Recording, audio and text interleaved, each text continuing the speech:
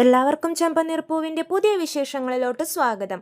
അപ്പോൾ താലിമാറ്റൽ ചടങ്ങിൽ കാത്തിരുന്ന് മഹിമയ്ക്കും മധുസൂദനും സച്ചിയെ കൊണ്ട് പ്രശ്നം ഉണ്ടാക്കിപ്പിക്കാനുള്ള ഒരു കാരണം കിട്ടി. അതെന്താണെന്നോ, രേവതി വർഷയെ അന്വേഷിച്ച് മുറിയിൽ പോവുകയാണ്. അമ്പലത്തിൽ പോകാൻ വേണ്ടി ഭാമ പറഞ്ഞു, രേവതി പോയി വർഷയെ വിളിച്ചോണ്ട് വാ എന്ന് പറയുമ്പോഴേക്കും വർഷ മുറിയിൽ ഉണ്ടാവില്ല കേട്ടോ. വർഷ ശ്രീകാന്തിനെയും കൊണ്ട് കറങ്ങാൻ പോയിരിക്കുമായിരിക്കും.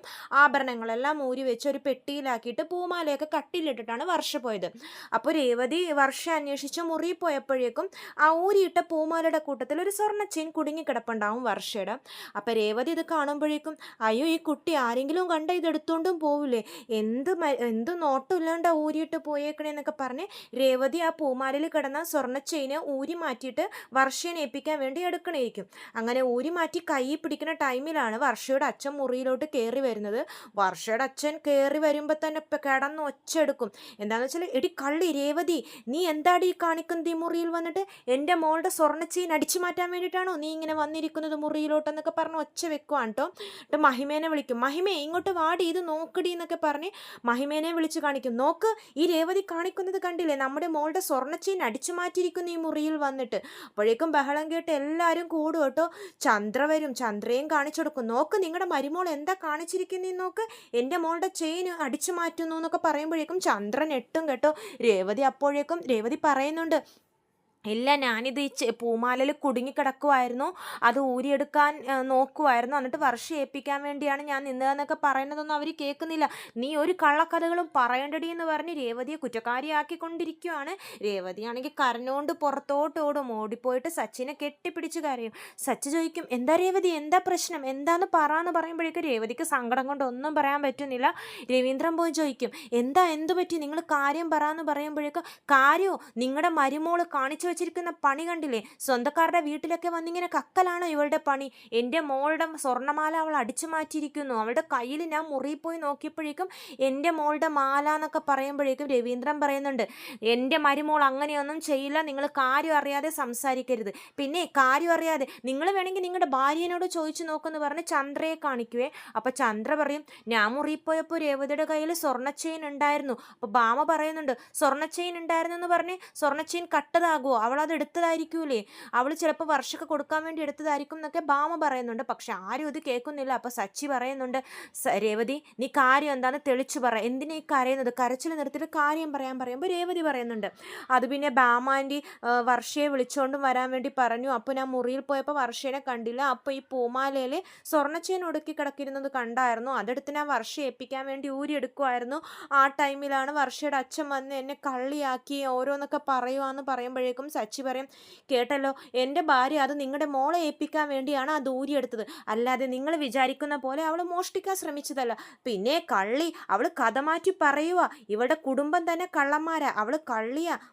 രവീന്ദ്രൻ്റെ സുഹൃത്തും പറയും, രേവതി അങ്ങനെയൊന്നും ചെയ്യില്ല, രേവതി തങ്കപ്പെട്ട പെണ്ണാണെന്ന് പറയുമ്പോൾ, പിന്നെ തങ്കപ്പെട്ട പെണ്ണ്, അതാണ് അവൾ തങ്കം അടിച്ചു മാറ്റാൻ വന്നിരിക്കുന്നത്, ആരും ഇല്ലാത്ത സമയം നോക്കി മുറിയിൽ കയറി എൻ്റെ മോളുടെ സ്വർണ്ണച്ചെയിൻ അടിച്ചു മാറ്റിയിരിക്കുന്നു, ഇതിനാണ് അവൾ രാവിലെ തന്നെ എൻ്റെ മോളെ പറ്റിക്കൂടി നിൽക്കണ്ടായിരുന്നത്, ആഭരണങ്ങളൊക്കെ ഇങ്ങനെ സെറ്റ് ചെയ്ത് കൊടുക്കുവാന്ന് പറഞ്ഞിട്ട് അവൾ തന്നെ വേണമെങ്കിൽ പൂമാലയിൽ ഉടക്കി വെച്ചതായിരിക്കും. എന്നിട്ട് കൃത്യമായ ഒരു അവസരം കിട്ടിയപ്പോൾ അവൾ അത് ഊരിയെടുത്ത് മോഷ്ടിക്കാൻ ശ്രമിച്ചു, കയ്യോടെ ഞാനത് പൊക്കി, എന്നിട്ട് അവൾ കഥ മാറ്റി പറയുവാന്ന് പറഞ്ഞ് രേവതിയെ പിന്നെയും കളിയാക്കുവാണ്.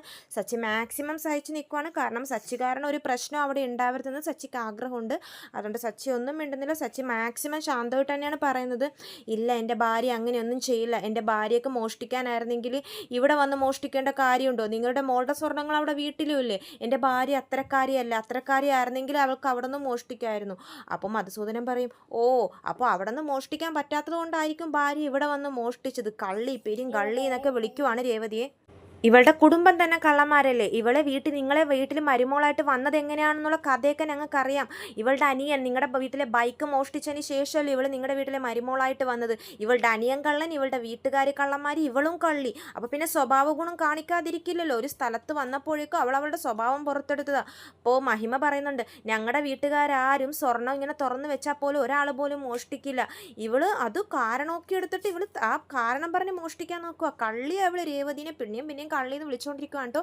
സച്ചി അപ്പം മാക്സിമം സഹിച്ച് പറയുന്നുണ്ട്, നിങ്ങളുടെ കണ്ണിൽ അങ്ങനെ തോന്നിയതായിരിക്കും. ഒരാളെ കുറ്റപ്പെടുത്തുന്നതിന് മുമ്പ് സത്യാവസ്ഥ ശരിക്കും അന്വേഷിച്ചിട്ട് വേണം കുറ്റപ്പെടുത്താനെന്ന് പറയുമ്പോഴേക്കും മധു പറയും, ഓ സത്യാവസ്ഥ അന്വേഷിക്കാൻ നടന്ന ചിലപ്പോൾ ഇതിൻ്റെ പുറകിൽ നീയും ഉണ്ടാവും. നീ പറഞ്ഞിട്ടായിരിക്കും ചിലപ്പോൾ അവൾ കട്ടെടുത്തത്. ഭാര്യ കക്കും ആ കാശിനെ കുടിക്കും നീ. അങ്ങനത്തെ ഇടപാടായിരിക്കുമല്ലോ നിങ്ങൾ രണ്ടുപേരും പരസ്പരം അപ്പം അണ്ടർസ്റ്റാൻഡിങ്ങിന് പോകുന്നവരാ. ഭർത്താവിന് പറ്റിയ ഭാര്യയെ തന്നെ എന്തായാലും കിട്ടി. നീ തന്നെ ഏറ്റവും വലിയ ക്രിമിനൽ, ലോക്കൽ ഗുണ്ട, ഇവനെയൊക്കെ എന്തിനീ പരിപാടിക്ക് വിളിച്ചെന്നൊക്കെ പറഞ്ഞ് മധുസൂദനൻ ഭയങ്കരമായിട്ട് സച്ചിയെ കുറ്റപ്പെടുത്തുവാണ്ടോ. രേവതി പിടിച്ചു വെച്ചിരിക്കുക സച്ചിയെ പ്രശ്നം ഉണ്ടാക്കാതിരിക്കാൻ വേണ്ടി. സച്ചി മാക്സിമം നോക്കുന്നുണ്ട്. രവീന്ദ്രൻ ചൂടാവാൻ നോക്കുമ്പോഴും സച്ചി പിടിച്ചു മാറ്റുവാണ്. വേണ്ടച്ച ഒരു പ്രശ്നം വേണ്ട, അയാൾ എന്തെങ്കിലും പറഞ്ഞോട്ടെ എന്ന് പറഞ്ഞ് സച്ചി പിടിച്ചു മാറ്റാൻ നോക്കുന്നുണ്ട്. ലാസ്റ്റ് പിന്നെയും അയാളിങ്ങനെ പറയും, നിൻ്റെ വീട്ടുകാരൊക്കെ ഇങ്ങനെയാണോടി നിന്നെ പഠിപ്പിച്ച് വെച്ചിരിക്കുന്നത്. എന്തായാലും ഭർത്താവിന് പറ്റിയ ഭാര്യയ്ക്ക് തന്നെ കിട്ടി. നീ കുടിച്ചോടാ, നിനക്ക് കുടിക്കാൻ വേണ്ടിയിട്ടല്ലേ ഭാര്യ ഇങ്ങനെ കക്കുന്നത്. നീ എന്തിനാടി പൂക്കട വെച്ചുകൊണ്ടിരിക്കുന്നത്? നിനക്ക് തെരുവിൽ പോയി പിച്ചെടുത്തൂടെ എന്ന് പറയുമ്പോഴേക്കും സച്ചി പിടിച്ച് വർഷയുടെ അച്ഛൻ്റെ മുഖത്തിട്ട് കുറേ ഇടിയടിക്കുകയും പിന്നെ അവിടെ നല്ലൊരു ഫൈറ്റാണ്. എല്ലാവരും പരസ്പരം പിടിച്ചു മാറ്റും അങ്ങോട്ടും ഇങ്ങോട്ടും. പക്ഷെ സച്ചിയുടെ ദേഷ്യം മാറുന്നില്ല. സച്ചി പറയുന്നുണ്ട്, ഇത്രയും നേരം ഞാൻ സമാധാനമായിട്ട് നിന്നു, എൻ്റെ ക്ഷമ കെട്ടപ്പോഴാണ് ഞാൻ നിങ്ങളെ അടിച്ചത്. ഇനിയെങ്കിലും വായ പൂട്ടി അവിടെ ഇരുന്നോ, നീ പോടാ പെറുക്കി എന്ന് പറഞ്ഞിട്ട് വർഷയുടെ അച്ഛൻ പിന്നെയും സച്ചിയോട് ചൂടാകുവാണ്. സച്ചിയോട് പറയുന്നുണ്ട്, നീ പോടാ, നീ റൗഡിയല്ലേ, നീ ഈ പരിപാടിക്ക് വരണ്ടെന്ന്, ഇതാണ് ഞാൻ പറഞ്ഞതെന്നൊക്കെ പറഞ്ഞ് വർഷയുടെ അച്ഛൻ ചൂടാവുന്നുണ്ട്. അപ്പോൾ ഈ പ്രശ്നം നടക്കുന്നതിനിടയിലും എല്ലാവരും സച്ചിയെയും രേവതിയാണ് സപ്പോർട്ട് ചെയ്യുന്നത്. കാരണം അവരാരും ഇങ്ങനെ ഒരു കള്ളത്തരം ചെയ്യില്ലെന്ന് എല്ലാവർക്കും അറിയാം. പക്ഷെ നമ്മുടെ ചന്ദ്രയ്ക്ക് എപ്പോഴും ഇമ്പോർട്ടൻസ് പൈസക്കാണല്ലോ. പൈസയും പൈസക്കാരെയും ചന്ദ്ര വിട്ടുകൊടുക്കില്ല. അതുകൊണ്ട് തന്നെ വർഷയുടെ അച്ഛനും അമ്മേനെയും ചന്ദ്ര വിട്ടുകൊടുക്കുന്നില്ല. ചന്ദ്ര പറയുന്നുണ്ട്, എടാ സച്ചി, നിന്നോട് ഞാൻ മര്യാദയ്ക്ക് ഈ പരിപാടിക്ക് വരണ്ടെന്ന് പറഞ്ഞതല്ലേ, ഇതുകൊണ്ടാണ് ഞാൻ ഇവനെ വിളിക്കേണ്ടെന്ന് പറഞ്ഞത്. അപ്പോൾ എൻ്റെ വാക്ക് ആരും കേട്ടില്ല. ഇപ്പോൾ കണ്ടില്ലേ, പാവം നമ്മുടെ വർഷയുടെ അച്ഛനെ പിടിച്ച് അവൻ എന്തിടിയായി അടിച്ചെന്നൊക്കെ പറഞ്ഞ് ചന്ദ്ര ഭയങ്കരമായിട്ട് ചൂടാവുകയാണ് കേട്ടോ സച്ചിയോട്. അപ്പോൾ സച്ചി പറയുന്നുണ്ട്, അമ്മ എന്തായി പറയുന്നത്? അയാൾ പറഞ്ഞത് കേട്ടില്ലേ? എൻ്റെ ഭാര്യനെ എന്തോരം മോശമായിട്ടാണ് സംസാരിച്ചത്. രവീന്ദ്രനും പറയുന്നുണ്ട് ചന്ദ്രനോട്, ചന്ദ്ര നീ എന്താടി ഇങ്ങനെയൊക്കെ പറയുന്നത്? നമ്മുടെ മോനെ മരുമോളെയല്ലേ അവർ മോശമായിട്ട് സംസാരിച്ചത്, പിന്നെ നീ എന്താടി ഇങ്ങനെയൊക്കെ പറയുന്നത്? അപ്പോൾ ചന്ദ്ര പറയും, അത് പിന്നെ അവരുടെ കണ്ണിൽ അങ്ങനെ ആയിരിക്കും തോന്നിയത്. രേവതിയുടെ കുടുംബം അത്ര നല്ല കുടുംബമൊന്നുമല്ലല്ലോ, അവൻ്റെ അനിയൻ കള്ളനല്ലേ, അതൊക്കെ വെച്ച് നോക്കിയപ്പോൾ അവർക്ക് അങ്ങനെ തോന്നി. അതിനവരെ കുറ്റം പറഞ്ഞിട്ട് കാര്യമുണ്ടോ എന്ന് പറയും. പാവം സച്ചി കേട്ടോ. അമ്മ ഇങ്ങനെ പറയുമ്പോൾ സച്ചിക്ക് ഭയങ്കര സങ്കടവും. കാരണം സച്ചിക്കും രേവതിക്കും ഫാമിലി സപ്പോർട്ട് ഉണ്ടെങ്കിൽ അതൊരു ബലമാണല്ലോ. പക്ഷെ സ്വന്തം അമ്മ തന്നെ ഇങ്ങനെ പറയുന്നത് കേൾക്കുമ്പോൾ സച്ചിക്ക് ഭയങ്കര സങ്കടം കേട്ടോ. സച്ചി പറയുന്നുണ്ട്, അച്ഛ എന്താ അച്ഛ ഈ അമ്മ ഇങ്ങനെ, ഇതൊക്കെ ഒരു അമ്മയാണോ? നമ്മളെ സപ്പോർട്ട് ചെയ്യണതിന് പകരം നമ്മളങ്ങനെ തെറ്റ് ചെയ്യില്ലെന്നൊരു അമ്മയല്ലേ അവർക്ക് പറഞ്ഞു കൊടുക്കേണ്ടത്. എന്നിട്ട് ഈ അമ്മ പോലും നമ്മളിങ്ങനെ കുറ്റക്കാരനാക്കി സംസാരിക്കുവാണ്. അമ്മക്ക് തോന്നുന്നുണ്ടോ രേവതി അങ്ങനെ ചെയ്യും എന്നൊക്കെ സച്ചി ചോദിക്കുന്നുണ്ട്. പിന്നെ ചന്ദ്രയോട് ചൂടാവുകയാണ് സച്ചി. അപ്പോൾ ചന്ദ്ര പറയുന്നുണ്ട്, നീ പോടാ, നിന്നോട് ഞാൻ ഇതാ പറഞ്ഞത് പരിപാടിക്കൊന്നും വരണ്ടെന്ന്. ഈ കൾച്ചറില്ലാത്ത സംസാരിക്കാൻ അറിയാത്തവനെയൊക്കെ എന്തിനാണ് ഈ പരിപാടിക്ക് വിളിച്ചത്? രവിയേട്ടൻ ഒരാൾ കാരണമാണ് ഇവൻ ഈ പരിപാടിക്ക് വന്നത്. മര്യാദക്ക് അവൻ അവിടെ വീട്ടിലിരിക്കുമായിരുന്നില്ലേ, മറ്റേ ഹോട്ടലിലെ ബിരിയാണിയും കഴിച്ച്. രവിയേട്ടന് വേറെ പണി ഉണ്ടായില്ല എന്ന് പറഞ്ഞ് ചന്ദ്ര രവീന്ദ്രനെയും ചീത്ത പറയുവാണ്. മഹിമക്കൊക്കെ സന്തോഷമാവട്ടെ, കാരണം മഹിമക്കൊക്കെ അറിയാമല്ലോ ചന്ദ്രയുടെ സ്വഭാവം. ചന്ദ്രയ്ക്ക് ഏറ്റവും വലുത് പൈസയാണെന്ന്. ചന്ദ്ര അവർക്ക് സപ്പോർട്ട് നിൽക്കുന്നത് മഹിമയ്ക്കും മധുവിനും ഭയങ്കര ഒരു സപ്പോർട്ടായിട്ട് അവർക്കൊരു ബലമായി. പക്ഷെ സച്ചിക്കത് ഭയങ്കര സങ്കടമായി. കാരണം സ്വന്തം പെറ്റ അമ്മ പോലും സ്വന്തം മകനെയും മരുമകളെയും തള്ളിപ്പറയുന്നത് ഒരു മകനും സഹിക്കാൻ പറ്റില്ലല്ലോ. എന്നെങ്കിലും ചന്ദ്ര സച്ചിയുടെ വില മനസ്സിലാക്കും. ആ ഒരു എപ്പിസോഡിനായിട്ട് നമുക്ക് കാത്തിരിക്കാം. എപ്പോഴെങ്കിലും ചന്ദ്ര ഈ സച്ചിയുടെയും രേവതിയുടെയും നന്മ തിരിച്ചറിയട്ടെ എത്രയും വേഗം തന്നെ. എന്തായാലും ഇതൊക്കെ കാണേണ്ട എപ്പിസോഡ് തന്നെയാണ്. കൂടുതൽ വിശേഷങ്ങൾ ഞാൻ എൻ്റെ ചാനലിലൂടെ അപ്ലോഡ് ചെയ്യുന്നതാണ്. ചാനൽ സബ്സ്ക്രൈബ് ചെയ്യാത്തവരുണ്ടെങ്കിൽ സബ്സ്ക്രൈബ് ചെയ്യണേ. എല്ലാവർക്കും നന്ദി.